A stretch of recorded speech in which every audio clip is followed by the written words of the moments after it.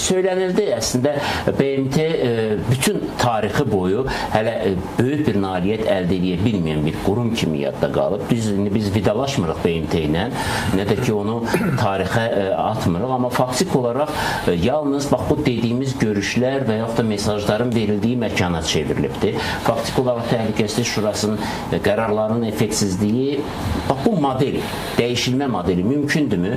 Siz ümumiyyətlə bunun tarixini də çox gözəl bilirsiniz, yəni ki, mexanizmini də bilirsiniz. Hansı şəkildə, mən bilmirəmsə, yəni sadəcə olaraq o necə dəyişə bilər Təhlükəsizlik Şurasının üzvləri?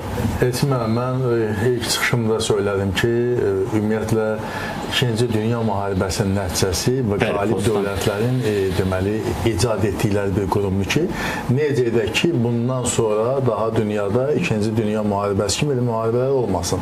Bunun üçün bir BMT-nin Təhlükəsizlik Şurasını da formalaşdırdılar və o zamanları qalib dövlətlər o Təhlükəsizlik Şurasında da təmsil olunurdular və 5 daimi üzv məsələsi də o zamandan formalaşıb və məsələ ondadır ki, BMT-nin əslində işsiz və dişsiz olmasının əsas səbəblərinin biri odur ki, bir çox hallarda Təhlükəsizlik Şurasının daimi üzvləri özləri deməli BMT-nin lazımi nüfuzlu olmasına əngəl törədiblər. Niyə?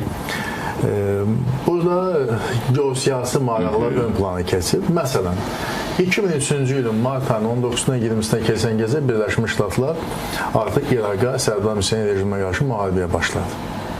Düzdür? 2003-cü ildə. Ancaq BMT Təhlükəsizlik Şurasında bununla bağlı hətta ən yaxın müttəfiqi Fransa və Jakşilər Fransası veto hüququndan istifadə edir. Belə olan vəziyyətdə deməli geosiyasi maraqlar tələb edir ki, Səddam Hüseyn rejimi devrilməlidir.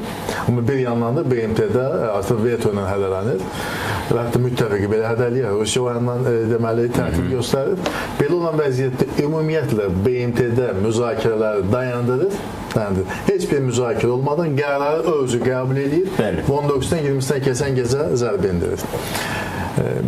Bundan savayı məsələn 1999-cu ildə 78 gün Yugoslaviya bombalandı. BMT Təhlükəsizlik Şurasının qətnaməsi yoxdur.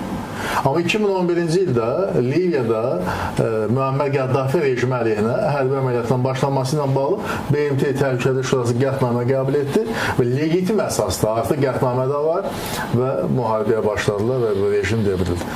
Bizlə bağlı BMT-nin Təhlükəsizlik Şurasının 4 məlum qətnaməsi icra edilmədi. Halbuki BMT-nin bax indi mən danışarkən maraqlı kim varsa bir baxsın nizamnaməsinə onun 25-ci maddəsini tapıb oxusunlar. 25-ci maddədə yazılır ki, BMT Təhlükəsizlik Şurasının qəbul etdiyi qətnamələrin icrası icbaridir, yəni məcburidir. İndi sual verirəm, özünüz yazmışsınız, bunu Azərbaycan yazmayıb ki, və sonra niyə icra eləmişsiniz? Deməli, selektiv yanaşma, ikili standartlar, bir halda o sənəd işlər vəziyyətə keçir, başqa bir halda isə o sanki heç qəbul edilməyib. Bu vəziyyət BMT-nin nüfuzuna çox böyük xələl gətirir, çox böyük xələl gətirir. Və hətta yarıcılarsa oğul Bush, George Bush bir dəfə İraqa qarşı kampaniya başlamaq üçün ki, BMT mane olurdu. Dedi, BMT debatlar üçün klubdur.